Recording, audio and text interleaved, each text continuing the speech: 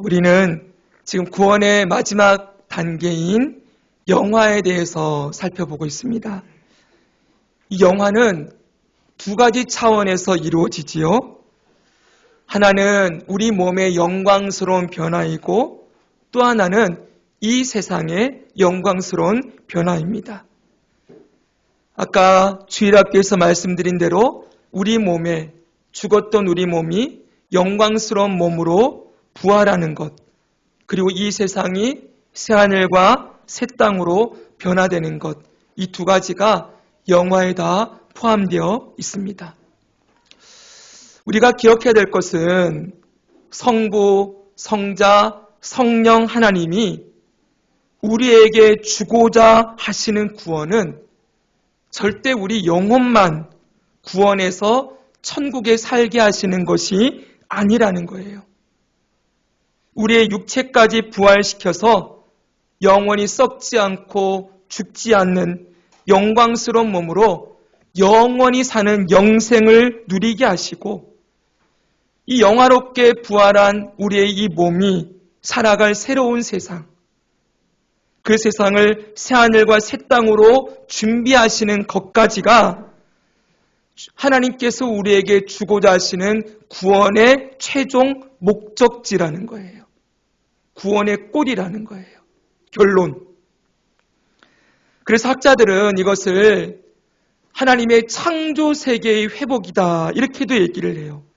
원래 하나님이 이 땅을 창조하실 때의 모습으로 회복시키는 것이다 라고 말하기도 하지만 오늘 우리가 보겠지만 마지막에 이루어질 그 영화 새하늘과 새 땅은 이 창조 세계보다 훨씬 더 영광스럽고 아름다운 곳이 될 것입니다.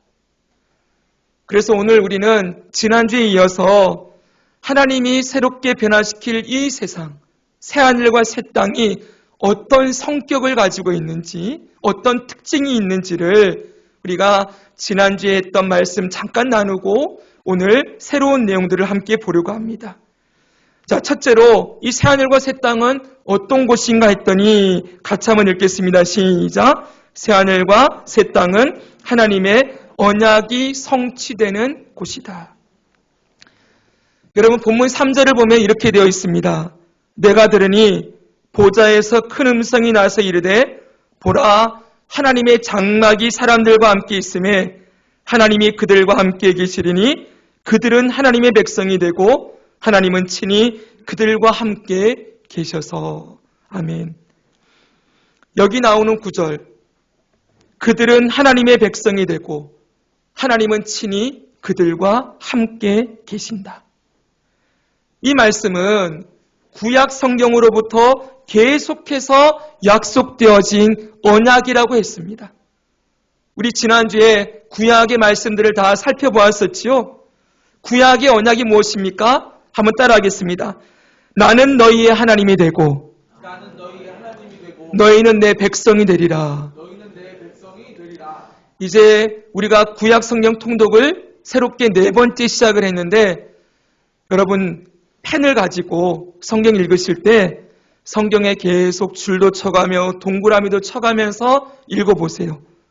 공부하듯이. 나중에 그것이 다 유익하게 될 것입니다. 여러분 성경은 이 성경책 자체가 절대로 거룩한 책이 아닙니다. 한번 여쭤보겠습니다. 여러분 이 성경 다 읽고 낡아지면 어떻게 해야 될까요? 쓰레기통에 버려도 됩니까? 네, 안 된다 그러시는 분들이 있죠.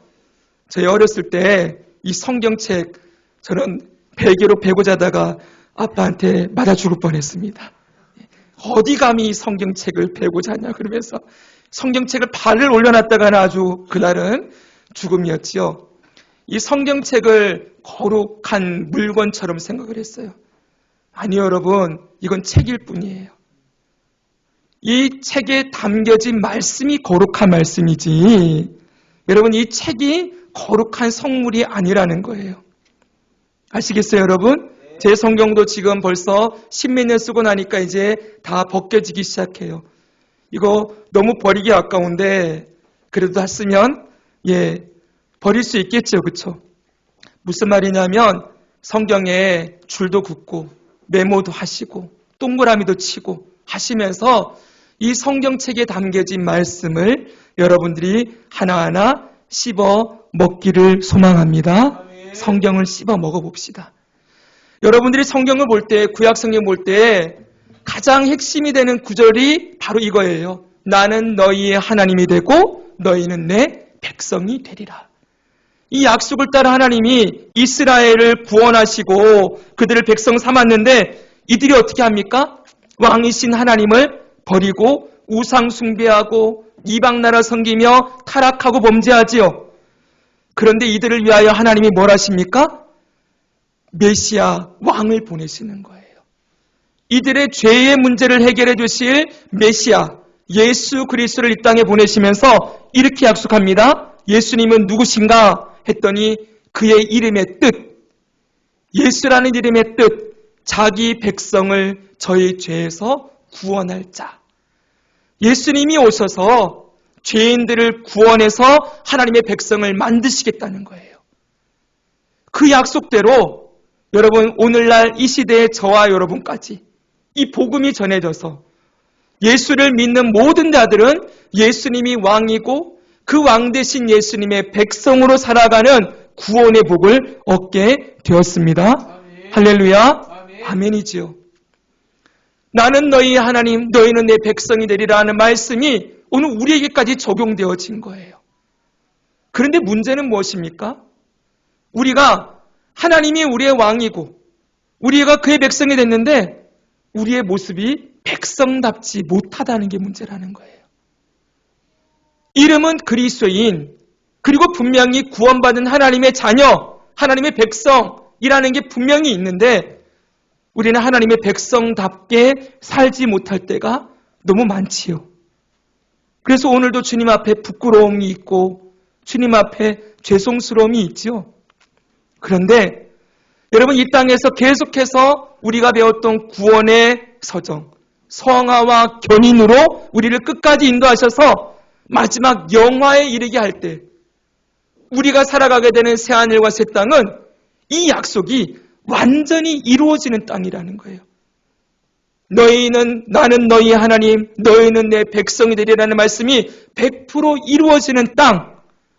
우리가 더 이상, 잘 들으세요. 우리가 더 이상 하나님의 백성이면서도 죄에 넘어지거나 하나님의 백성이면서도 백성답게 살지 못하는 일이 전혀 없이 완전한 하나님의 백성으로 100% 하나님께 순종하고 100% 하나님만 사랑하고 100% 하나님만을 섬기는 자들로 살아가게 되는 곳이 새하늘과 새 땅이라는 거예요. 그래서 이 말씀에도 계속 보듯이 계속 강조되는 게 뭡니까? 하나님께서 우리와 함께 계신다. 함께라는 말이에요. 더 이상 하나님과 우리 사이에 어떤 장애물도 없는 거예요. 죄의 장애물이 완전히 사라지고 나는 너희의 하나님, 너희는 내 백성. 그렇게 온전한 연합을 이루어 살아가게 되는 땅이 바로 새하늘과 새 땅이다. 약속하고 있는 거죠. 여러분 그때가 기대가 되지 않습니까? 저는 정말 성경에 보면 이런 말씀이 있어요. 그때는 수건을 벗고 얼굴과 얼굴을 마주하여 보게 될 것이다. 저는 하나님의 얼굴을 보고 싶어요.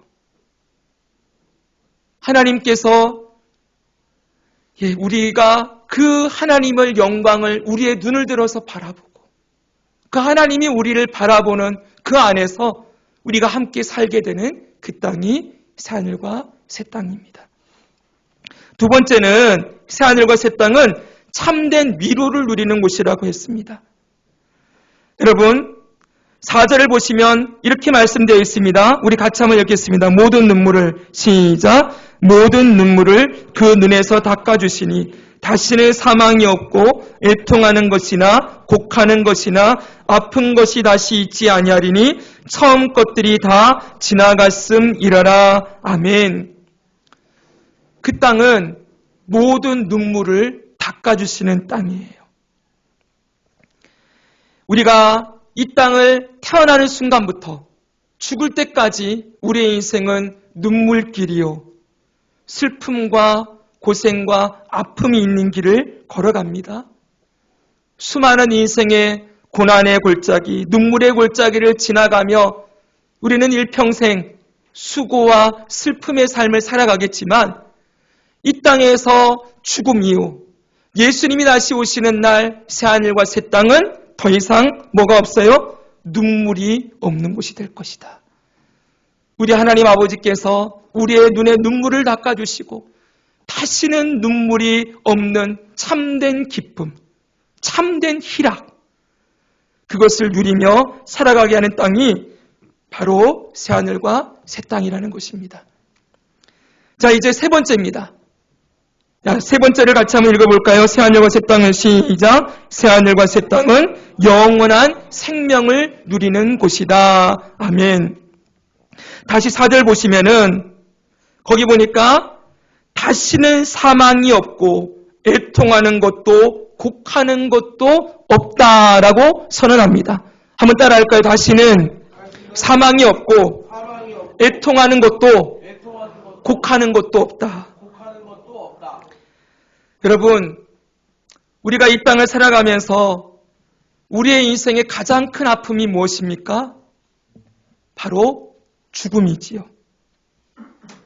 우리는 이 땅을 살아가면서 끊임없이 우리 주변에 일어나는 죽음들을 마주하게 됩니다.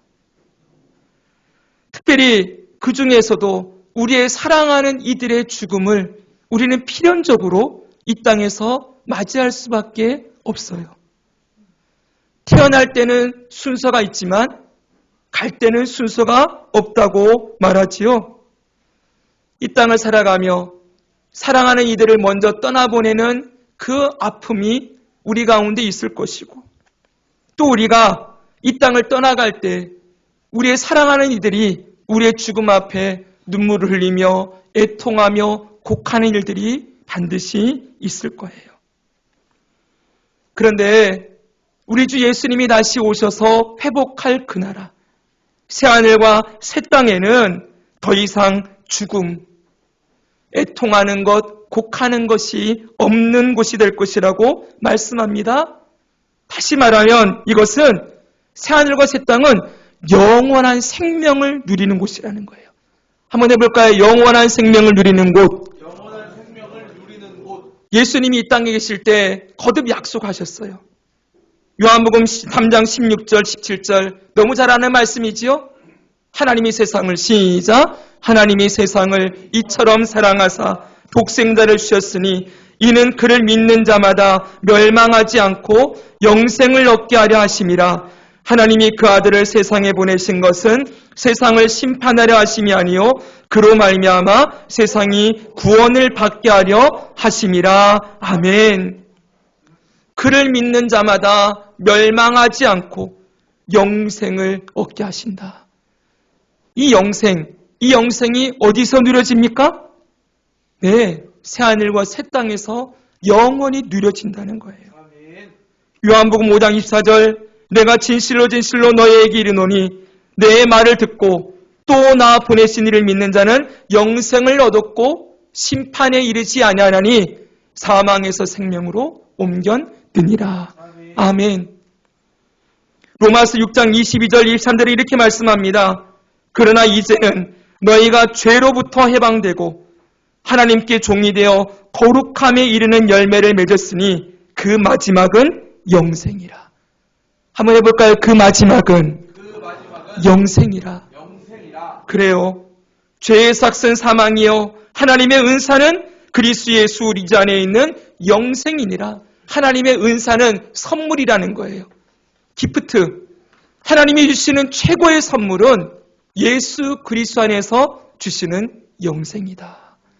이 영생이 새하늘과 새 땅에서 누려진다는 거예요. 그래서 여러분, 이 예수님의 모든 말씀이 이루어지는 곳이 바로 새하늘과 새 땅이고 바로 그것이 영원한 영생을 누리는 곳이 될 것인데, 그렇기 때문에 우리가 고린도전서 15장 부활장의 말씀을 읽었지요. 그동안 한동안 살펴보았었는데 그 고린도전서 15장 54절은 이렇게 선언하고 있어요. 선언하고 있어요. 이 썩을 것이 썩지 아니함을 입고 이 죽을 것이 죽지 아니함을 입을 때에는 사망을 삼키고 이기리라고 기록된 말씀이 이루어지리라. 예수님이 다시 오시는 날 우리 몸이 부활할 때 사망을 삼키고 이길 것이라는 말씀이 완전히 이루어진다는 거예요. 멋지지 않습니까? 이 승리의 선언, 약속된 승리의 선언이 그날에 완전히 이루어진다. 사랑하는 여러분, 우리는 죽음이 완전히 정복되어진 새하늘과 새 땅에서 사랑하는 이들과 영원히 살게 될 거예요. 그 땅은 사랑하는 이들을 먼저 떠나보내는 애통, 떠나보내는 슬픔, 곡하는 것이 없을 것이요. 모든 이들과 함께 영원히 살아가며 참된 기쁨의 교제를 누리며 살게 될 것이라고 약속하고 있습니다. 자, 멋지지요, 여러분? 네. 자, 네 번째입니다. 네 번째는 새하늘과 새 땅은 완전한 회복이 있는 곳이다. 이렇게 약속하고 있어요. 다시 4절 보시면은 4절 하반절에 아픈 것이 다시 있지 아니한다. 이렇게 약속하고 있습니다. 한번 해볼까요? 아픈 것이 다시 있지 아니한다. 아픈 것이 다시 있지 아니한다. 네. 자, 이 세상을 살아가면서 우리를 가장 많이 괴롭히는 것 중에 하나가 육신의 질병이지요. 우리는 살아가면서 크고 작은 질병으로 아파하고 신음할 때가 너무나 많습니다. 그런데 여러분, 이 세상에 왜 이토록 질병이 많아졌을까요? 하나님이 만드신 인간은 약한 몸이 아니었어요. 강한 몸이었어요. 죽지 않는 몸, 썩지 않는 몸, 이런 몸으로 창조된 우리들이 왜 이렇게 70, 80이 지나가면은 죽음을 목전에 두어야 하고 나이가 들어가면서 계속 몸의 쇠약함을 경험해야 될까요? 다른 게 아니에요. 죄 때문이지요. 죄로 말미암아 들어온 죽음, 이 죽음이 우리에게 예정되어 있기에 우리의 몸은 필연적으로 태어나는 순간부터 죽음이라는 목적지를 향해 달려가면서 죽을 준비를 하고 있는 거예요. 우리 몸이 이곳저곳 고장 난다는 건 뭐예요? 쇠약해져 간다는 것? 이제 죽음을 준비하는 과정 속에 필연적으로 경험하게 된다는 거지요. 사랑하는 여러분, 바로 우리의 죄 때문에 우리의 몸이 질병과 고통에 시달리는 것이요. 그리고 인간의 탐욕으로 파괴시켜 놓은 이 자연, 환경들 때문에 이 오염된 공기와 오염된 물, 오염된 음식들을 먹으면서 여기에서 우리의 육신이 또 쇠약해지고 아파하는 그러한 질병들이 우리 안에 가득하게 되는 것이지요. 그런데 새하늘과 새 땅은 어떻습니까? 더 이상 죄가 없다고 했습니다.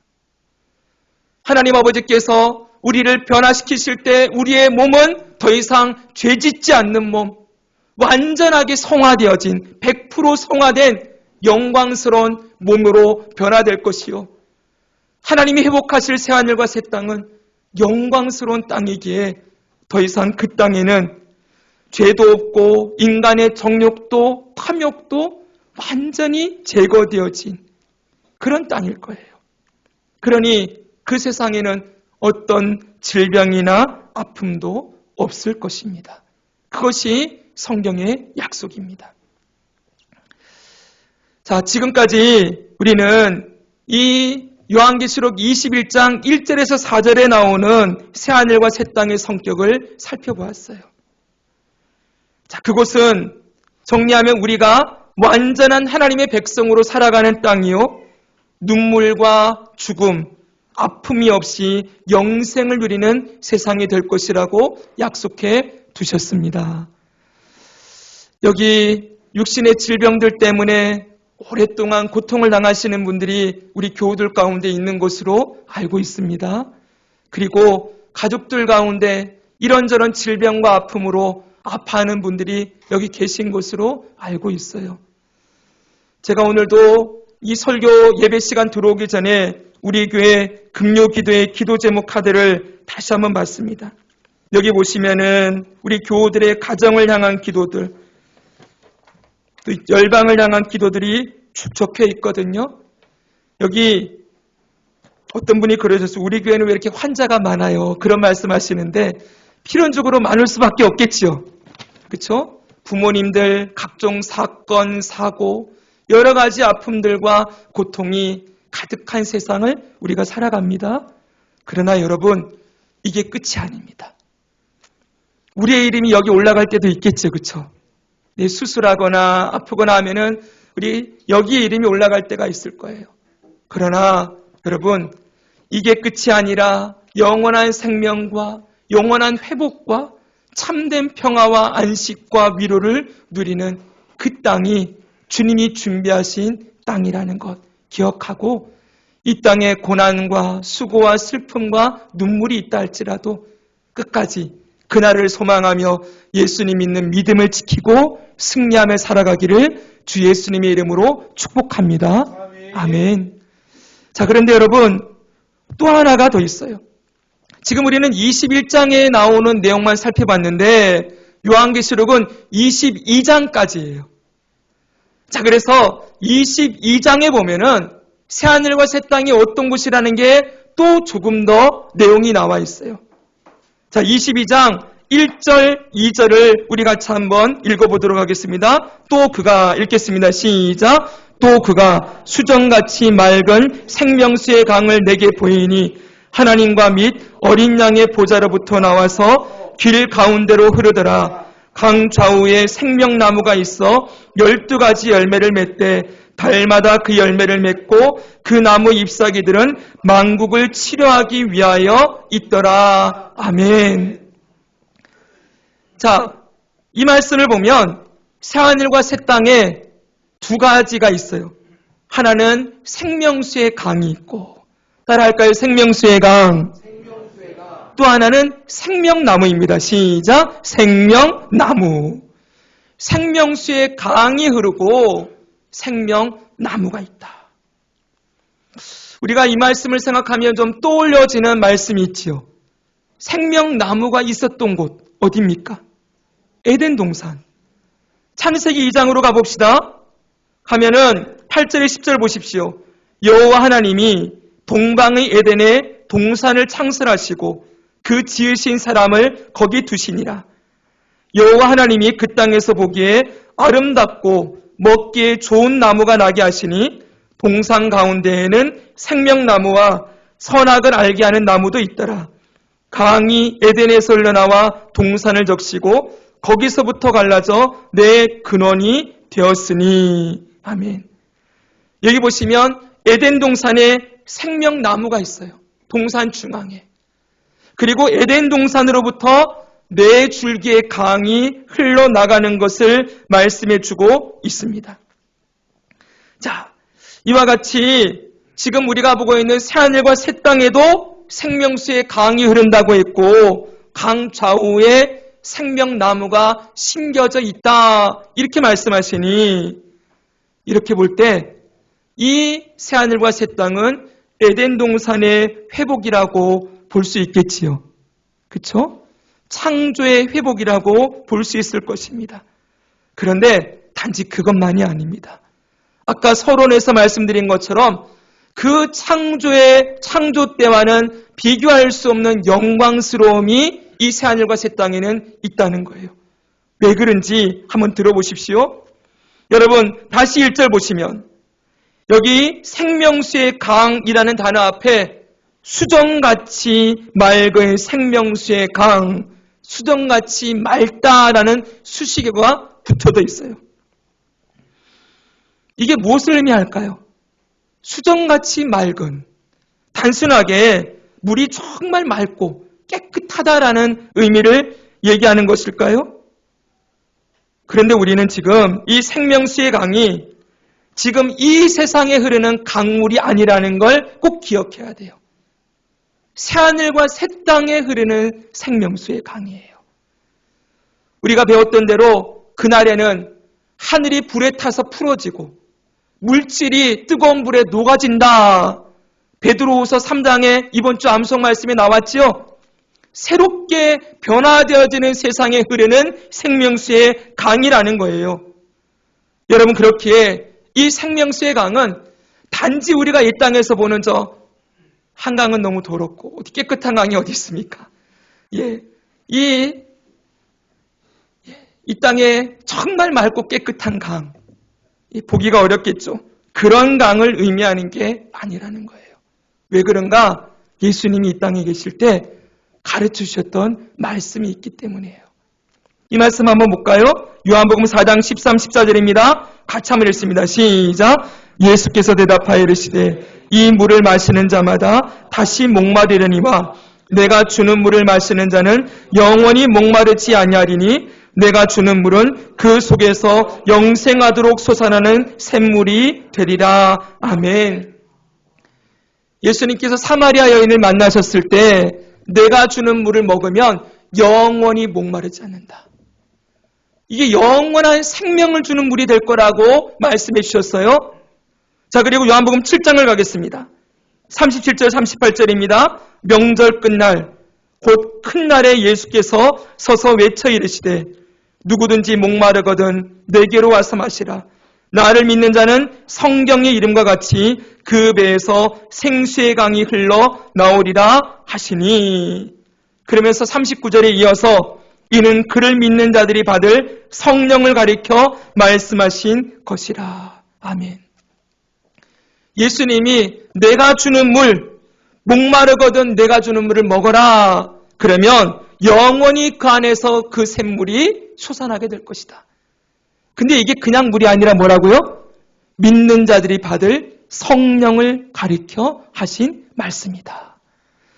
여러분, 종합하면 뭐예요? 우리가 새하늘과 새 땅에서 누리게 될 생명수의 강은 정리하면 예수님이 주시는 생명인 거예요. 자신을 예수님이 내가 생명의 물이다라고 말씀해 주셨지요? 이제 그 땅에서는 예수님의 생명을 먹고 마시며 살아가는 자들로 살아간다는 거예요. 그리고 그 생명이 무엇이냐? 믿는 자들이 받을 성령 하나님과 더불어서 그 땅에서 예수님이 주시는 영생을 누리며 살아가게 될 것이라고 약속하고 있는 것이지요. 그러니까 여러분, 좀 어렵지요? 근데 이 땅에 흐르는 그 물이 아니라는 거예요. 새하늘과 새 땅에 흐르는 물은 예수님의 생명의 물이에요. 예수님의 생명이 우리 안에 끊임없이 공급되어져서 저와 여러분이 생명의 물을, 예수님의 생명을 먹고 영원히 살아가는 은혜를 누리게 될 것을 생명수의 강, 이렇게 표현했다는 거예요. 언제가 말씀드렸죠, 여러분? 지금 우리의 몸은 이 물을 먹어야 우리 몸에 수분이 공급되어지고 조금 있으면 식사하겠죠. 음식을 먹어야 몸에 생명, 에너지가 들어와서 우리 몸이 유지가 되어져요. 먹는 것이 끊어지고 물을 못 마시게 되면 생명이 끊어지게 되지요. 근데 그 땅은 그런 음식을 먹어서 우리 몸이 유지되는 게 아니라는 거예요. 우리 몸이 신령하게 변화된 우리의 몸은 음식 먹어서 에너지를 얻는 그런 몸이 아니라 생명의 근원이신 예수님의 생명으로 영원히 살아갈 수 있는 몸으로 우리를 변화시켰기 때문에 예수님으로 충분한, 예수님의 생명으로 충분한 땅이 될 것이라고 약속하는 것이지요. 근데 여러분, 아무리 이렇게 설명을 해도 이게 잘 이해는 안 되지요. 왜요? 우리는 경험해 보지 못했기 때문에. 우리는 아직 그런 세상을 살아보지 못했기 때문에 이게 어떻게 이루어진다는 것인지 우리는 다 알 수 없어요. 예수님이 맨날 우리에게 물을 먹여주시나, 예수님이 어떻게 하시나 우리는 몰라요. 여러분, 우리는 생각할 때 오병이어 사건도, 여러분 잠깐 저를 보십시오. 오병이어 사건도 물고기 2마리, 떡 5개가 5,000명을 먹였다고 하는데 저는 어렸을 때 그런 생각했어요. 그걸 어떻게 나눠줬을까? 제자들 12명이 이걸 가지고 가가지고 조금씩 12조각 일단 나눠요. 그래서 가 들고 갔는데 이게 뗄 때마다 여기서 다시 생겼을까 이게? 아니면 뒀는데 또 하나가 생겨났을까? 뭐 그런 생각 많이 했거든요. 여러분 그런 생각 해보셨죠? 예. 근데 성경에 그게 나와 있어요, 안 나와 있어요? 안 나와 있어요. 어떻게 그것이 불어나서 5천 명이 먹을 수 있었는지 안 나와 있어요? 우리는 하나님이 일하시는 방법을 다 알지 못해요. 그래서 여기서 우리가 더 나아가려고 하는 것은 인간의 상상력과 인간의 경험에서 나온 것이기 때문에 이상하게 될 수밖에 없겠지요. 그래서 우리는 여기까지만 가야 돼요. 분명한 건 새하늘과 새 땅에 있는 생명수의 강은 예수님을 의미하는 것이다. 이렇게까지 정리하면 되는 거예요. 아시겠죠? 예, 생명나무도 마찬가지예요. 거기에 생명나무가 있다고 하는데 다음도 보여주십시오. 생명나무가 있다고 하는데 여러분 2절에 보면 생명수의 강 좌우에 생명나무가 있다고 했어요. 이 생명나무는 에덴 동산에도 있었죠. 아까 볼 때도. 근데 에덴 동산에는 동산 중앙에 하나 있다 그랬잖아요. 그러니까 아마 한 그루였을 것 같아요. 그런데 여기 새하늘과 새 땅에 있는 생명나무는 강 좌우에 있다고 했으니 한 그루는 아니겠지요. 강 좌우에 있잖아요. 이미 벌써 두 그루. 이 생명나무가 아마 강 좌우에 쭈루룩 줄지어서 세워져 있을 것처럼 상상이 됩니다. 그런데 이것도 결국 무엇을 의미하는 걸까요? 이 생명나무도 앞에서 나온 생명수와 마찬가지로 예수 그리스도를 상징하는 거예요. 여러분, 여기 생명나무라고 할 때 이 나무가 예수님이 달리신 십자가의 나무라는 이 단어와 동일한 단어가 쓰여져 있어요. 그래서 갈라디아 3장 13절은 이렇게 말씀합니다. 그리스도께서 같이 한번 읽을까요? 시작. 그리스도께서 우리를 위하여 저주를 받은 바 되사 율법의 저주에서 우리를 속량하셨으니 기록된 바 나무에 달린 자마다 저주 아래에 있는 자라 하였음이라. 아멘. 십자가 나무. 그 나무에 달림으로 우리의 저주를 속량하신 그 예수님. 그 예수님이 생명나무로서 그 예수 그리스도를 믿고 끝까지 믿음을 지킨 하나님의 자녀들에게 이 생명나무의 열매를 먹고 살아가게 한다는 것.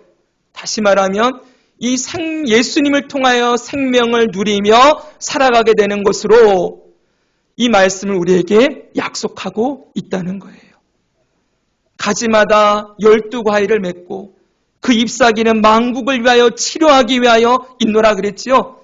치료한다는 건 아파서 뭘 치료한다는 게 아니라 영원히 질병이 없고 우리가 배웠던 대로 영원히 살아가는 그 생명을 공급하는 일을 이 생명나무가 해주실 것인데 이 생명나무는 곧 예수 그리스도를 의미한다. 이렇게까지만 정리하면 될 것 같아요. 여러분 오늘은 여기까지 말씀을 전하려고 합니다. 다음 주에 22장에 나오는 새하늘과 새 땅의 모습을 조금 더 보고 이제 정리를 하려고 하는데 여러분 다시 한 말씀드리지만 우리는 새하늘과 새 땅이 어떤 곳이 될지는 우리는 알지 못해요. 그러나 분명한 건 이것은 실제입니다. 따라합시다. 실제다. 분명하게 우리의 눈으로 생생하게 목도할 거고 우리는 분명하게 우리의 부활한 몸을 내가 함께 만져보며 서로를 만져보기도 할 것이고 정말 우리가 새로운 몸으로 변화된 것을 실제 몸으로 부딪히며 경험할 거예요. 여러분 우리의 발로 이 손으로 새하늘과 새 땅 하나님이 회복하신 그 세계를 우리면 누리며 살아가게 될 거예요. 근데 조금 더 상상력을 보태면 예수님의 몸이 시공간을 뛰어넘는 몸이었으니 우리의 몸도 단지 발을 땅에 밟고 있는 것만이 아니라 제가 조금만 더 생각해 보면은 아마 시간과 공간을 뛰어넘어서 우리가 사는 이 3차원의 세상이 아닌 그것보다 훨씬 고차원의 세계를 우리가 예수님처럼 누리며 살게 되지 않을까 뭐 이런 생각을 해보게 됩니다. 근데 중요한 건 절대로 이것이 여러분 그냥 상상의 세계 그것으로 끝나는 것이 아니라 분명하게 약속되어진 말씀이고, 그리고 하나님이 우리에게 주고자 하시는 구원은 이 새하늘과 새 땅까지라는 거예요. 여기까지가 우리에게 주고 싶어하는 하나님의 구원이다. 사랑하는 여러분, 예수님께서 왜 십자가에 죽으시고 왜 사흘 만에 부활하셨습니까? 십자가의 죽음으로 우리의 죄를 대속하셨지요.